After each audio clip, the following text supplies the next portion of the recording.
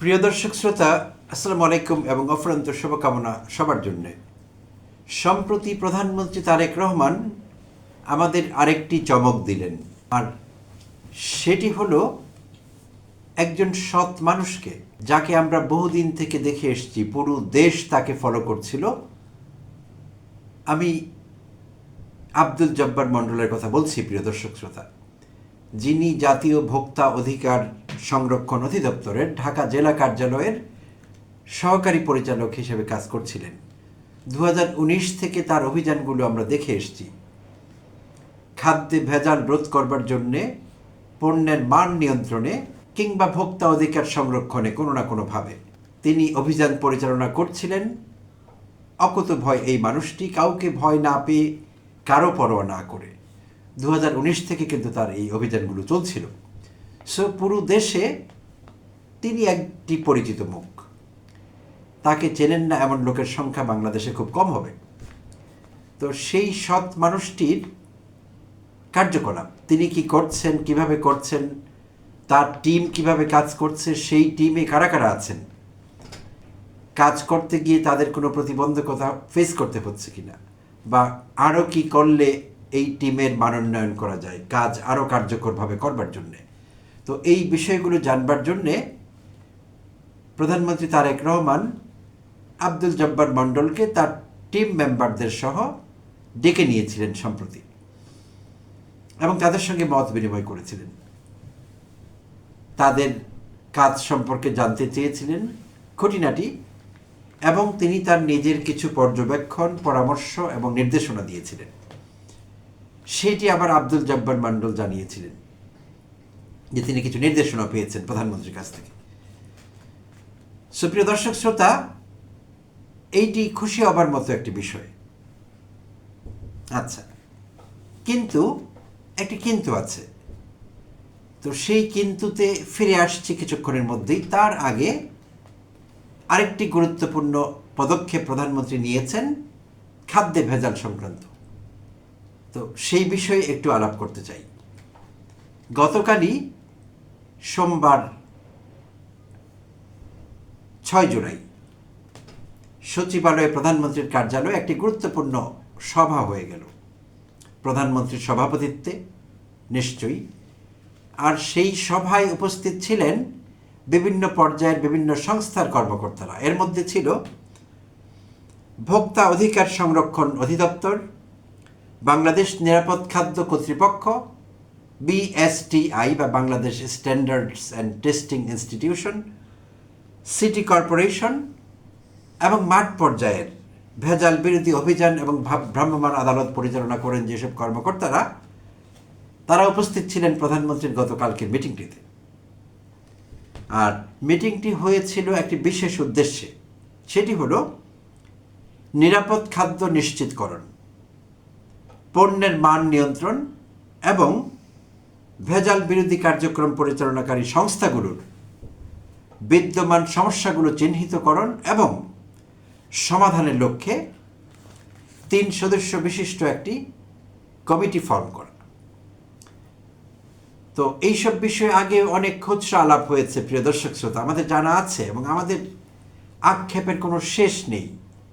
আমরা যখন খাবার গ্রহণ করি, আপনি, আমি, আমরা সবাই আসলে, আমরা প্রত্যেকে, আমরা যখন টেবিলে খেতে বসি, কি বাসায় কিংবা কোনো রেস্তোরাঁয়, আমাদের এমন একজনের লোক পাওয়া যাবে না যার মধ্যে কোনো শঙ্কা হয় না যে আমি যে খাবারটি খাচ্ছি, এই খাবার খেয়ে আমি বেঁচে থাকবো তো, বা এই খাবার আমাকে প্রাণঘাতী কোনো অসুখ দেবে না তো।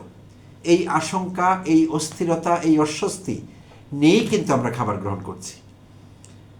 তো নিঃসন্দেহে এই বিষয়গুলো আমাদের জন্য গুরুত্বপূর্ণ।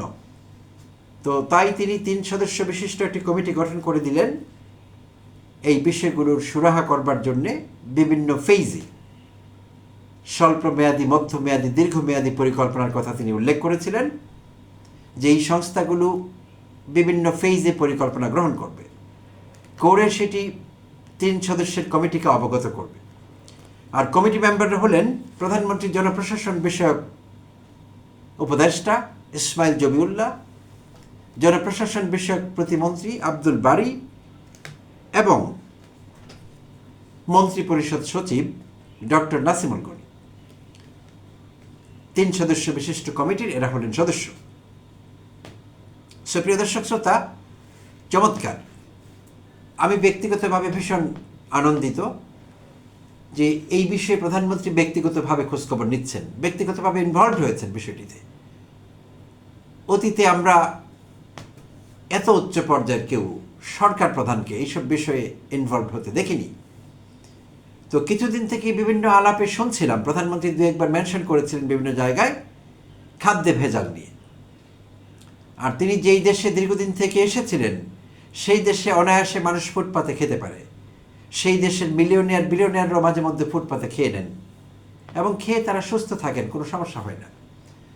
তো তাই প্রধানমন্ত্রী নিশ্চয়ই পার্থক্যটি বুঝতে পারছেন আমাদের খাবার এবং তিনি সেখানে যা খেতেন, সেই কম্পারিজন থেকে সম্ভবত তিনি উদ্বুদ্ধ হয়েছেন যে তার এই কাজটি করা দরকার। তো এই জন্য তাকে নিশ্চয়ই প্রাণ খুলে ধন্যবাদ জানাবো এবং আমরা আশায় থাকবো যে এই বিষয়ে নিশ্চয়ই সমন্বিত কোনো কর্মসূচির মাধ্যমে খুব দ্রুতই আমরা খাদ্যে ভেজাল প্রতিরোধে কিছু কার্যকর ব্যবস্থা দেখতে পাব এবং সার্বিকভাবে ভোক্তা অধিকার সংরক্ষণে। তো কিন্তু বলেছিলাম একটি শব্দ, একটি কিন্তু আছে। প্রধানমন্ত্রীকে ধন্যবাদ জানাচ্ছি, এট দ্য সেম টাইম তার এই কর্মতৎপরতায় ভীষণ খুশি হয়েছে বলছি এবং একই সঙ্গে বলছি কিন্তু। আর কিন্তুটি হলো কুমিল্লার জেলা প্রশাসক মোহাম্মদ রেজা হাসানকে 9 দিন আগে গত 28 জুন বদলি করা হয়েছিল সিলেট জেলার জেলা প্রশাসক হিসেবে। তো 9 দিন পরও রেজা হাসান সিলেটে জয়েন করেননি। তো প্রিয় দর্শক শ্রোতা, আমরা খোঁজখবর নিয়ে জানতে পারলাম যে সিলেটের একজন মন্ত্রী কোনো কারণে রেজা হাসানকে সেখানে ডিসি হিসেবে দেখতে চাইছেন না, আর সেজন্যই তিনি তার এই অস্বস্তির কথা কিংবা তার এই অনীহার কথা কিংবা এই কুমিল্লার ডিসি যিনি প্রস্তাবিত ডিসি সিলেটের এবং তার বদলি আদেশও হয়েছে 9 দিন আগে 28 জুন, তার প্রতি কোনো কারণে তিনি অ্যালার্জিক ফিল করছেন, তার অ্যালার্জি আছে, তাই তিনি রেজা হাসানকে পছন্দ করছেন না এবং তার সিদ্ধান্ত জনপ্রশাসন মন্ত্রণালয়কে জানিয়ে দিয়েছে। তাই ধারণা করা হচ্ছে তার জয়েন করবার বিষয়টি আটকে গেছে। 9 দিন আগে তার বদলি আদেশ হলেও তিনি এখনো জয়েন করতে পারেননি এবং শোনা যাচ্ছে জনপ্রশাসন হয়তো অন্য কারো নাম ঘোষণা করবে সিলেটের ডিসি হিসাবে। তো এখন ফিরে যাই আরেকটু পেছনে, রেজা হাসানকে হঠাৎ করে সিলেটের ডিসি হিসাবে বদলি হতে হলো কেন? তাহলে আগের ডিসি কোথায় সিলেটের? প্রিয় দর্শক শ্রোতা, নিশ্চয়ই আপনারা জানেন আগের ডিসি ছিলেন বাংলাদেশ খ্যাত সততার জন্যে, মেরুদণ্ডের ঋজুতার জন্যে, সাহসিকতার জন্যে সারওয়ার আলম। তো আগে তিনি আইন উপদেষ্টার পিএস ছিলেন, আইন এবং প্রবাসী কল্যাণ মন্ত্রণালয়ের উপদেষ্টা ডক্টর আসিফ নজরুলের পিএস হিসেবে কাজ করছিলেন সিলেটের ডিসি হিসেবে বদলি হবার আগে। 2025-এর খুব সম্ভবত আগস্টের দিকে তাকে সেখানে বদলি করা হয় ডিসি হিসেবে সিলেটে। এবং সিলেটের সেই পাথর কাণ্ড, সাদা পাথর লুটের ঘটনায় তিনি সিলেটে গিয়ে বেশ কিছু কাজ করেন, চমৎকার কিছু সাহসী পদক্ষেপ নেন এবং পাথর লুট বন্ধ হয় এবং তিনি পাথর ফেরত নিয়ে আনবার ব্যবস্থা করেন। অনেক সাদা পাথর কিন্তু জায়গায় ফিরে আসে। সিলেটবাসী মহা সুখেই ছিলেন তাকে নিয়ে এবং তার বিষয়ে কারো কোনো আপত্তিও ছিল না। তো তাকে সরকার বদলি করে সম্প্রতি, এটি বদলি বললে ভুল হবে, তাকে প্রত্যাহার করা হয় আকস্মিকভাবে, একদিনের নোটিসে তাকে প্রত্যাহার করা হয় এবং সেটি ছিল 21 জুন। জনপ্রশাসন মন্ত্রণালয় থেকে জরুরি চিঠি পাঠিয়ে তাকে প্রত্যাহার করে ঢাকায় জয়েন করতে বলা হয়। জনপ্রশাসন মন্ত্রণালয়ে উপসচিব হিসেবে তাকে সংযুক্ত করা হয়। তো এই সারওয়ার আলমকে নিয়ে সিলেটে নানা রকম কাহিনী হয়েছে। আর যদ্দূর আমরা আমরা আন্দাজ করি, তিনি হজরত শাহজালাল রহমতুল্লাহ আলাইহি এবং হজরত শাহপরান রহমতুল্লাহ আলাইহির যে মাজারগুলো আছে সেই মাজারে আর্থিক স্বচ্ছতা আনবার চেষ্টা করছিলেন। আর সেই জন্যে তিনি অনেক লোকের রোষানলে পড়েছেন, কারণ সিলেটের মাজারগুলোতে যে আয় হয় কোটি কোটি টাকা। সারওয়ার আলম আমাদের 3 দিনের আয় দেখিয়েছিলেন। আগেই সিল করা 3টি ডেক অর্থাৎ বড় হাড়ি সেই হাড়ি সিল করে 3 দিন পর টাকা গুনাবার ব্যবস্থা করেছিলেন তিনি। আর সেই 3 দিনের ইনকাম ছিল 18 লক্ষ টাকার মতো। তার মানে মাসে অন্তত 2 কোটি টাকা সেই মাজার থেকে আয় হয়। মাসে 2 কোটি হলে বছরে 24 কোটি, আরও হয়তো বা হবে। তো এখন সেই টাকার হিসেব এতদিন জানা যাচ্ছিল না, পুরো বিষয়টা অন্ধকারে ছিল। যদ্দূর জানা যায়, লোক মুখে হিয়াটসে সব সময় সব সরকারের রাজনৈতিক নেতারা এই মাজারের আয়ের সঙ্গে যুক্ত ছিলেন কোনো না কোনোভাবে, এবং সেই জায়গা থেকে তারা আর্থিক বেনিফিট নিতেন। তাই সারোয়ার আলম যখন মাজারে আর্থিক স্বচ্ছতা ফিরিয়ে আনবার চেষ্টা করছিলেন, সেইটি সিলেটের অনেকেরই পছন্দ হয়নি। তাই তাকে লবিং করে এইভাবে সিলেট থেকে প্রত্যাহার করা হয়। তো সিলেটের সৎ মানুষেরা কিন্তু মানববন্ধন করেছিলেন, প্রতিবাদ সমাবেশ করেছিলেন, তাকে ফেরত চাইছিলেন, তার প্রত্যাহার আদেশ যাতে ফিরিয়ে নেওয়া হয় সেই চেষ্টা তারা করছিলেন। কিন্তু তারা সফল হননি, তাকে সিলেট থেকে বিদায় নিতেই হয়েছে। এত বড় এবং শক্তিশালী সিন্ডিকেট। তাই সারোয়ার আলম, বাংলাদেশের কোটি কোটি মানুষ তাকে চেনেন, পুরো বাংলাদেশ চেনেন। আব্দুল জব্বার যেরকম কাজ করছেন সততার সঙ্গে, ঠিক একইভাবে কাজ করতেন সারোয়ার আলম। তো এই সৎ মানুষটির ভেতরে এখন কি চলছে আমরা জানি না। নিশ্চয়ই তিনি ভেঙে চুরে ভেতরে খান খান হয়ে গেছেন, কারণ একজন সৎ মানুষের কষ্ট কিন্তু অন্যরকম হয়ে থাকে। তো এই ঘটনা যখন ঘটে, তখন প্রধানমন্ত্রী তারেক রহমান দেশের বাইরে, তিনি চায়না সফর করছিলেন। তো আমরা ঠিক জানতাম না তারেক রহমান এই বিষয়টি জানতেন কিনা। পরে বিভিন্ন মাধ্যমে জানতে পারলাম যে তিনি জানতেন না।